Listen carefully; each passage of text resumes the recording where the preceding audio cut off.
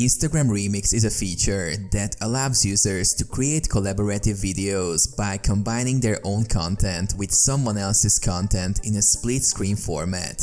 When using the Remix feature, find the remix, locate the video that you want to remix. This can be your own video or someone else's video that has enabled Remix. Start remixing. Open the video and tap on the three-dot menu at the bottom. Select Remix this reel to start the remixing process. Create your remix. A split-screen interface will appear, with the original video on one side and your camera on the other side. You can record your own video or use pre-recorded content to complement or respond to the original video. Adjust and edit. Once you recorded your remix, you can adjust the timing, volume, and positioning of both videos. You can also add text, stickers, and other creative elements to enhance your remix. Share your remix. Once you're satisfied with your remix, you can share it to your Instagram feed or stories. It will appear as a split-screen video,